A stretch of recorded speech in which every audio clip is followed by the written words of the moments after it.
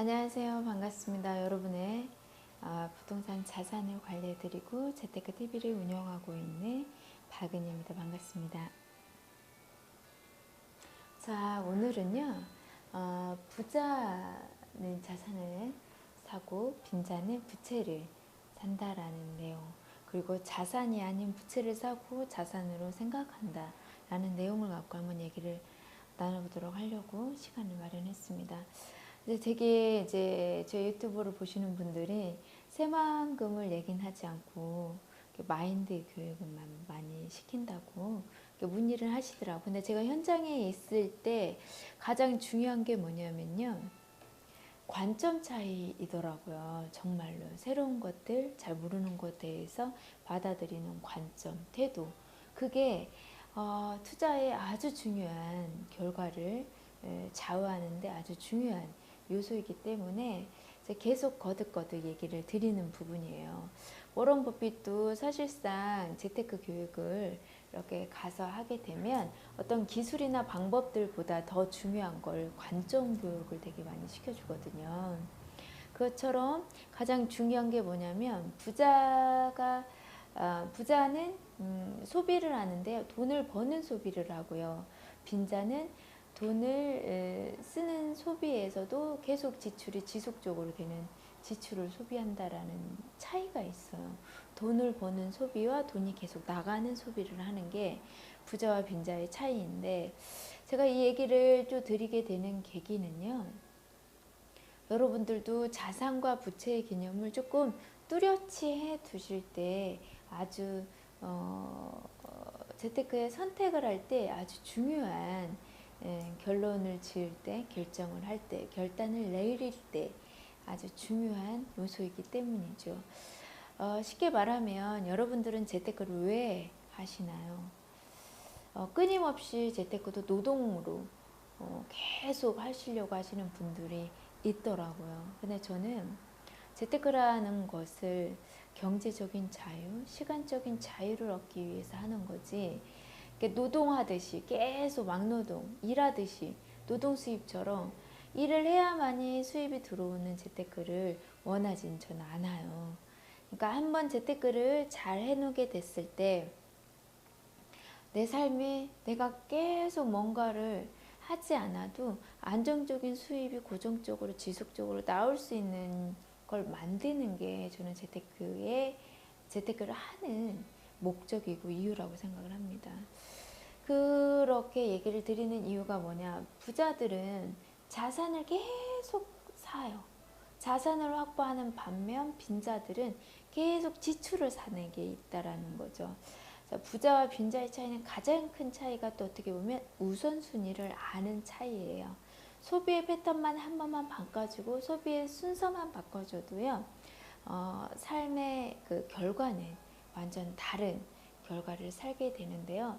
쉽게 말하면 되게 많은 분들이 돈을 모아서 집을 사려고 하는 반면, 부자들은 집을 사는 것보다 집과 수입을 해결할 수 있는 건물을 확보하는데 더 중점적으로 시간을 들이고 공부를 하고 방법을 찾아내고 그걸 잘하는 사람과 시간을 같이 하면서 배우고, 그게 바로 부자와 가난한 사람의 차이예요.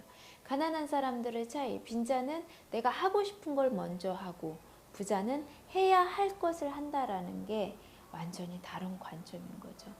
자, 투자도 타이밍이 정말 중요한데, 되게 많은 분들이 지금 이 개발 전에 살 수 있는 입지의 땅이 있는데 지금 아니면 못 사는 땅이 있는가 하면, 지금 사지 않아도 언제든지 살 수 있는 내 마음에 쏙 드는 땅들이 있다라는 거를 어떤 분은 얘기를 드리게 되면 수용을 하고, 어떤 분은 수용을 하지 않고, 그래도 내 눈에 내가 마음에 드는 땅을 선택하는 경우가 있어요. 그 관점의 차이를 조금 비교를 해보게 되면 뭐냐, 전문적으로 표현하게 되면 통찰력이라고 생각을 해요. 막연하게 통찰력이라고 하면 좀 막연할 것 같아서 제가 조금 더 쉽게 얘기를 드린다고 하게 되면, 부자는 1년 후, 2년 후, 3년 후를 본 투자를, 소비를 한다고 하면, 빈자는 지금 현재의 관점에서 보이는 것을 갖고 투자를 하기 때문에 리스크를 안게 되는 거죠. 그게 너무 많은 차이를 내고 있어요. 하루라는 시간에 어떤 사람은 오늘 현재에 대해 충실하는 시간을 퍼센트를 얼마나 좌우하는지, 오늘 하루의 시간에 미래를 위해서 투자하는 시간을 얼마나 배분을 했는지, 그리고 현재와 오늘이 오늘 안에 미래의 시간과 현재에 투자하는 시간이 얼마나 균형이 조화로운지에 따라서 1년 후, 2년 후, 3년 후 또 저의 삶의 결과는 다릅니다. 그래서 그런 부분의 관점이 아주 중요하기 때문에 관점을 계속 얘기를 드리는 부분이고요. 여러분, 새만금 대한민국에서는 지금부터 시작해서 땅값이 최대치에 달았을 때 대한민국이 땅값 1위를 차지하고 그 이후로도 계속 지속적으로 새만금의 땅값을 이길 수 있는 조건과 입지를 갖고 있는 지역은 새만금이 없습니다. 아니, 대한민국에 없습니다. 즉 무슨 말이냐, 지금 제2의 강남 땅을 산다라는 관점으로 새만금을 확보하셔야 한다라는 부분이에요. 그리고 최소의 수익의 자본으로 수익을 가장 극대화할 수 있는 타이밍은 여러분 지금이에요. 부동산은 신도시가 되는 과정에 투자해서 수입이 극대화되는 타이밍을 크게 세 가지로 한번 나눠보게 되면, 첫 번째는 도시개발 계획에 국토종합개발 계획에 핵심 생명도로가 붙어 있을 때, 나는 지금 허벌판에 아무것도 없지만 국토부에서 건축 용지로 이미 허가를 해놨어요. 도시개발 계획으로 그 용지의 땅을 삼으로써 그게 가장 확실한 증거이죠. 그 상황에서는, 입지를 볼 수 없는 상황에서는 용도로 검증받은 것을 확보할 수밖에 없는 상황이에요. 그 상황에서 현재 도로도 있지만 개발 계획에 계획도로가 있는 땅을 산다라는 건 여러분들 정말 천운이에요, 천운. 그 기회를, 그런 땅을 안 사보신 분들은 몰라요.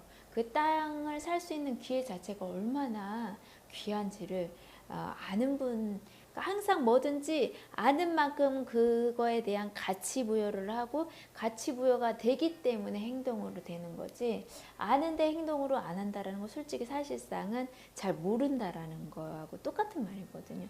진짜 알면 그냥 있을 수 없어요. 주말까지 있을 수가 없고, 지금 당장 지금 눈에 수익이 보이는데 어떻게 가만히 지금 있을 수 있겠어요. 행동이 나오시는 분과 안 나오는 분은 그 가치라고 할까요? 그 가치를 느끼는 정도, 실감하는 정도에 따라서 다르다는 거를 저는 이제 많이 현장에 있으면서 많은 분들과 상담을 진행하면서 느끼고 있는 부분이에요. 그래서 지금 새만금은 타이밍은 지금 네이버에서 그 데이터 센터를, 제 두 번째 데이터 센터를 지금 지려고 입지를 하는데, 용인시에서 그게 잘 취소가 되면서 지금 공개로 이렇게 접수를 받고 있는데, 저는 네이버 데이터 센터가 네이버에서 건설하는 데이터 센터가 새만금에 당연히 들어올 수밖에 없습니다. 어떤 분들은 들어올까요 말까요 물어보겠지만, 저희는 데이터 센터가 들어올 수밖에 없는 조건, 네이버가 선택할 수밖에 없는 조건을 새만금에 다 갖추고 있기 때문이죠. 뭐 여러 가지 부분이에요. 일반적인 분들이 비교 분석에서 얘기할 수 있는 부분이 있는가 하면 전문가들이 얘기할 수 있는 부분이 있기 때문에 저는 100%될 수밖에 없다고 생각을 합니다. 그러면 네이버만 오는 게 아니라, 여러분 잘 아시겠지만 네이버에 그 데이터 센터를 이용해서 비즈니스하는 4차 산업과 관련된 있는 모든 아이템들이 그 새만금에 또 총출동 할 수밖에 없는 조건이라는 거죠. 데이터 센터라는 게 있어야만이 4차 산업이 원활하게 진행이 되고 스마트 도시도 형성이 될 수 있고, 자율자동차입니다. 스마트 시스템, 스마트 건물, 스마트 자동차, 스마트 아파트, 모든 것이 진행할 수 있으려면 데이터 센터가 있어야 한다는 거죠. 데이터 센터가 있는 곳이 앞으로 지역 선별 투자, 부동산 투자할 때 지역 선별에 또 아주 중요한 요소 중에 하나입니다. 제가 쉽게 얘기하려고 스마트 시티를 얘기를 드렸었는데, 스마트 시티나 자율자동차나 모든 미래의 첨단 산업이 되려가면 기초 우리가 그 건설하게 되면 도로가 기초 사업인 것처럼 데이터 센터가 기초 사업입니다. 아주 기초적인. 그게 있는 곳에만 스마트 시티나 스마트 도시, 스마트 건물, 스마트 아파트, 스마트 건물들 모든 것들이 형성될 수 있는 조건이 바로 데이터 센터이기 때문이죠. 그 데이터 센터가 들어오는데 대한민국 전국을 다 통틀어서 가장 좋은 조건에 가장 까다롭지 않고 행정적인 지원을 받으면서 특혜를 받으면서 들어올 수 있는 곳이 지금 현재는 새만금밖에 없기 때문에 네이버 데이터 센터는 반드시 될 수밖에 없다라는 게 확실성에 대한 얘기를 드리고 싶은 거고요. 그렇게 되게 되면 5,400억이라는 돈을 들여서 4만 평을 확보해서 여기에 중요한 게 2023년도 완공을 목표로 하고 있다라는 게 또 포인트입니다.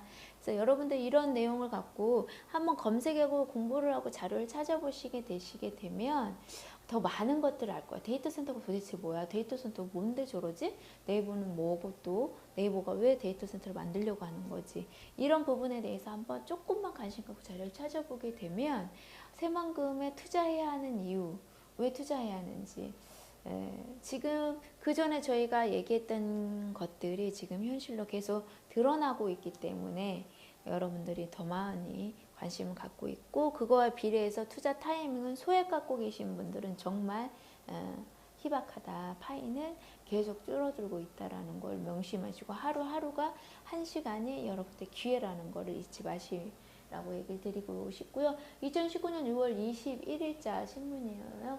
새만금 개발에 사실 34개의 업체가 투자 협약을 체결했다라는 내용을 맺었다는 내용이고요. 그 34개의 업체들이 16조 7천억이라는 돈을 들여서 입주를 하고 개발을 한다라는 내용을 갖고, 또 여기에서는 그 지역하고 사물 인터넷이나 인공지능이나 결합한 도시, 이게 스마트 시티를 얘기를 하는 거거든요. 미래 첨단 도시를 형성을 하는 거죠. 미래 첨단 도시가 형성이 되게 되면 지금 현재 구도심은 좀 이제 죄송하지만 투자 가치가 없어요. 그러니까 사람들이 안 살아봤기 때문에 지금 구형 도시에 사는 거지, 스마트 도시에 살게 되면 앞으로는 구형 도시가 불편하고 돈도 많이 들어가기 때문에 많은 사람들이 비싸게 더 주고라도 스마트 시티에 들어가서 살고 싶어 하고 스마트 도시가 인기가 있을 건데요. 오히려 들어가서 살면 더 싸다는 거죠. 관리비나 여러 기타 비용들이 더 절감이 되게 아주 편리하게 돼 있는 도시가 바로 스마트 도시고, 또 보안이 철저하죠. 지금 저희가 가면 갈수록 다국민들하고 같이 이렇게 살잖아요. 많은 우리와 문화와 가치관, 생각이 다른 다민족들하고 이렇게 사는 사회에 가장 중요한 거는 특히나 치안이나 보안이기 때문에, 그것 때문에도 지금 전 세계가 스마트 국가, 스마트 도시, 스마트 건물, 스마트 아파트로 가는 트렌드가 바로 그 이유입니다. 그래서 이렇게 지금 활발하게 진행이 되고 있다라는 얘기를 좀 드리고, 이거는 엊그제 이제 토요일 날 나온 금요일이군요. 금요일 날 나온 신문인데, 새만금에서 2030년도까지 3만 개의 일자리 만든다.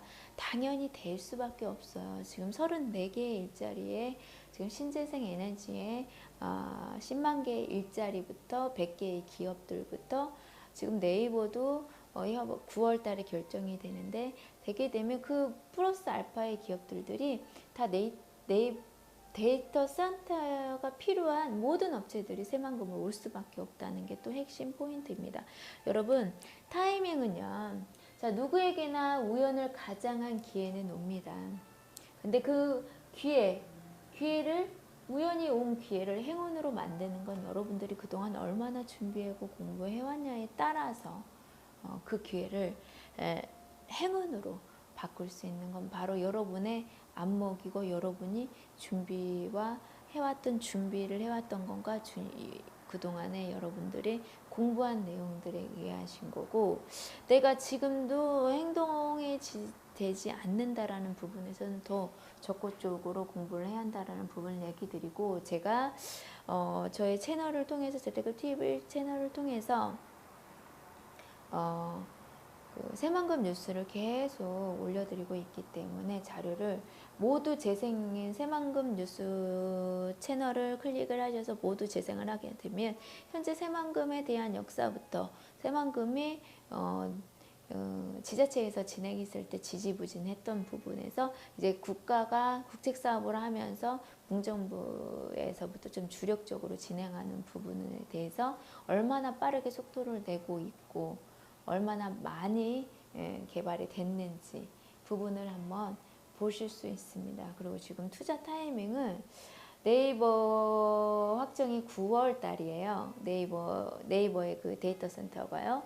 확정이 되게 되면 더 많은 분들이 이제 수요자들이 더 많이 늘어나게 돼요. 그러면 어때요? 땅은 없어지면서 수요자는 더 늘어나기 때문에 폭등을 하고요. 그러다가 나오는 땅들이 땅 가격이 되는데 정말 제가 안타까운 일들이 뭐냐면요. 이해는 해요. 이해는 하지만 여러분 한번 무엇이 중요한지 한번 생각을 해볼게요. 되게 많은 하루에도 되게 많은 분들하고 상담을 하고 미팅을 하는데 중요하다고 느낄 수도 있지만 중요하지 않은 부분이에요. 저희 입장에서는. 자, 한번 생각을 할게요. 건물을 지을 수 있는 땅은 전국적으로 이미 가격이 형성이 됐어요. 왜냐하면 우리나라에 2.8%밖에 없는 아주 한정이 돼 있어요. 건축 허가가 돼 있는 땅들은. 이해 가시죠? 그 한정된 땅 중에서 한정된 땅에서 건물을 지게 되면 특히 일종 일반 주거가 보통 그 4층 상가와 주거를 같이 질 수 있게 되면 활용도 토지의 활용 가치가 높은 땅 중에 하나인데요. 보통 신도시는 일종 일반 주거로 보통 허가가 많이 돼 있어요. 근데 내가 일종 일반 주거의 도로에 붙어 있는 똑같은 땅을 사는데 하나는 100만 원이고 하나는 150만 원, 200만 원이라고 예를 들게요. 근데 여러분 당연히 100만 원짜리 사시겠죠. 입지를 따지지 않고 땅 가격만 보기 때문에. 그런데 이렇게 한번 생각을 해보세요. 그래서 제가 땅 가격의 함정에 빠지지 말라고 하는 거예요. 그 입지가 여기는 일종 일반 주거 지용으로 되는 입지를 100만 원을 주고 샀고 저 이쪽에 땅에 200만 원 가는 일종 일반 주거지 땅은 입지가 상업용지의 입지예요. 지금은 일종 일반 주거로 허가가 돼 있지만 입지상이 상가들의 상가 일종 상업 용지로 종상향이 될 수 있는 조건의 입지.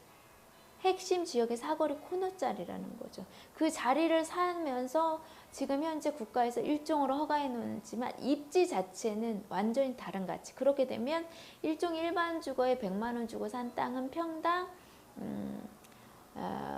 100만 원 100평을 사면 200평 질 수 있는 땅이라고 하면 여기는 200평을 주고 샀지만 아니 100평을 200만 원 주고 샀지만 200만 원씩 주고 샀지만 상업용지 입지는 1300%까지 건물을 질 수 있어요. 그럼 여기는 200% 사용할 수 있고 여기는 최하가 1300평 1300평까지 살 수 있다. 그럼 어떤 게 도대체 싼 거냐는 거죠.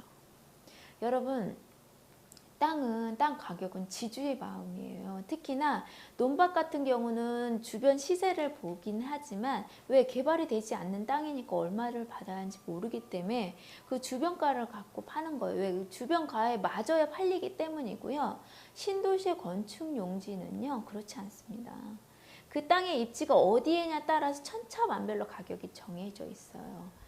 근데 그거를 단순하게 나의 안목으로 저 땅은 똑같이 도로 붙어 있고 또 하는데 왜 저기는 저렇게 싸고 저기는 저렇게 비싸. 이거는 그래서 땅은 부동산은 무조건 입지예요. 근데 입지를 보실 수 있는 눈이나 안목이나 경험이 없다 보니까 그냥 똑같은 땅으로 일종으로 보이고 도로 붙어 있고 여기까지밖에 모르기 때문에 가격에 대해서 함정을 갖게 되는 거죠. 리스크를. 근데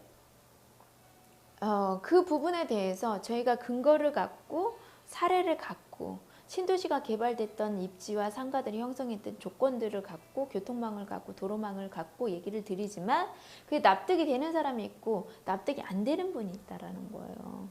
그러니까 그건 가정이잖아라고 얘기할 수 있는 거고, 저희가 근거에 자료서 여러 사례를 갖고 얘기했을 때 어떤 분은 그게 통찰력에 의해서 왜 다른지를 공감하실 수 있는 분이 또 있어요. 그게 그분의 자질이라고 해야 할까? 어떻게 보면 통찰력이고 그거를 분별해내는 능력이라고 할까요? 그래서 안목의 차이라고 저는 어쩔 수 없이 얘기를 드릴 수밖에 없어요. 그래서 땅 가격으로 갖다가 땅 입지를 보다 땅 가격에 우선을 두시는 분들은 정말 제가 장담을 하고 싶을 정도로 확신을 할 수 있는 게 뭐냐면, 흔히 말하는 노났네 대박났네 그런 땅 진짜 사시기 어려우세요. 그리고 가장 중요한 게 뭐냐, 어떤 분들이 그래요. 도시개발 계획이 수립이 됐냐. 도시개발 계획이 수립이 되기 전에 절차라는 게 다 있습니다. 그래서 지구 단위 개발 계획이 수립이 됐을 때 여러분 평당이요 300, 500, 600 그 정도 선에서 사야지 살 수 있지, 지금 여러분이 갖고 있는 소액으로요 비빌 수도 없다라는 거를 꼭 유념하시고, 내가 갖고 있는 이 소액으로 지금 타이밍에 확보할 수 있냐 없냐가 더 중요한 거예요, 고객님. 그래서 첫 번째 가장 소액으로 수입이 가장 극대화되는 타이밍이 언제냐? 국토종합개발계획으로서 국가에서 국토종합개발 생명, 철도나 도로나 이런 핵심 도로의 추계 계획을 나왔을 때 그걸 통해서 국책사업으로 진행하는 개발에 신도시 개발 계획 지역에 구도심과 신도시를 연결하는 핵심 도시를 연결하는 교통 요충 도로에 도시의 요충 핵심 도로가 있는 지역에 그 도로에 현재 도로도 있고 계획 도로가 확장 도로가 있는 땅을 사신다라는 게, 그리고 그게 또 도시의 핵심 지역의 상업 지역으로 형성될 수 있는 입지의 일종을 사냐 그냥 주거지의 일종을 사냐는 여러분 결과는 완전히 다릅니다. 그걸 갖고 똑같은 1억을 갖고 어떤 사람은 5억을 만드는데 어떤 사람은 10억, 20억을 만드는 건 바로 입지의 차이지 땅 가격, 용도의 차이가 아니라는 걸 꼭 명심을 하시고, 여러분들 용기 내셔야 하고요. 소액 가지신 분 하루하루를 늦추시면 여러분들은 그만큼 기회를 놓친다는 걸 잊지 마세요.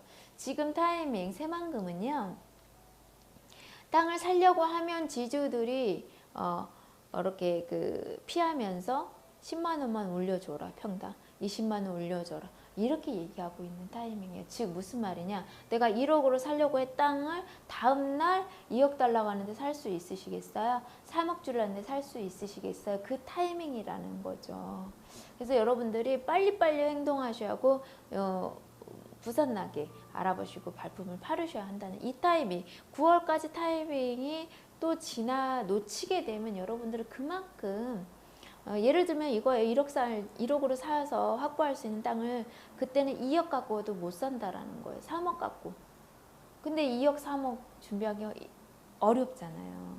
그러니까 지금 욕심들 두 마리 토끼를 다 잡으려고 하지 마시고 지금 가능한 금액에 가능한 평수를 개별 등기로 가져서 그거를 갖고 제 또 두 번째, 세 번째 도약과 기회를 맞이할 수 있는 기회를 전문가와 함께 하신다는 게 가장 중요한 거예요. 저는 처음에서 끝까지 여러분과 같이 저도 투자를 했기 때문에 같이 투자하고 같이 해서 같이 개발해서 임대 수요까지 같이 가는 그런 투자를 같이 하시자라는 얘기를 드리고, 또 어떤 분이 중요하지 않지만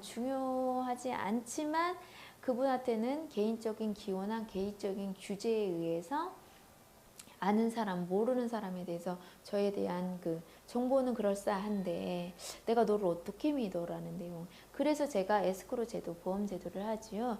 다 확인하고 계약을 하실 때 에스크로 보험을 들게 되면 여러분들이 제가 얘기한 건 도로가 확장하고 도로가 난다라고 했는데 나지 않은 거에 대한 미팅을 갖고 해서 진행이 됐던 게 이행이 되지 않았을 때 보상을 받을 수 있는 보험 제도가 에스크로 제도가 있습니다. 그 제도도 제가 계약 시에 할 수 있도록 안내를 드리고 있으니까요.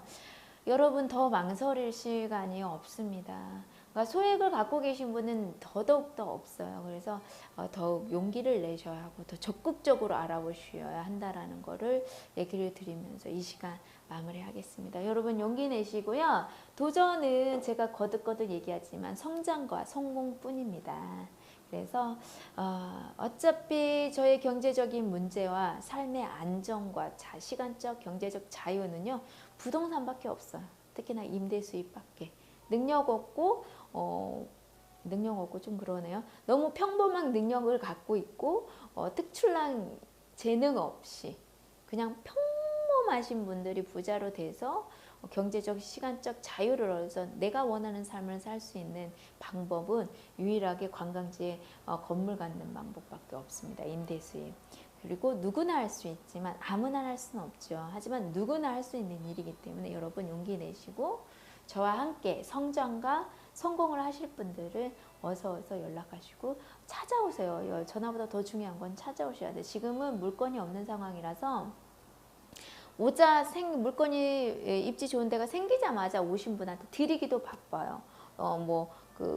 이렇게 좋은 물건 오면 전화 주세요. 이렇게 해서 그런 분들까지 갈 수 있는 물량도 없어요, 여러분.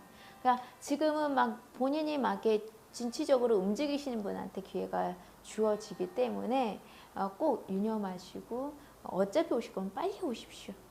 그게 여러분들한테 제가 이 타이밍에 이 현장에서 해줄 수 있는 유일한 조언이라고 생각이 들고요. 자, 이 시간 지금까지 시청을 해주셔서 되게 감사드리고요. 여러분 부자 되십시오. 이상으로 마치겠습니다. 감사합니다.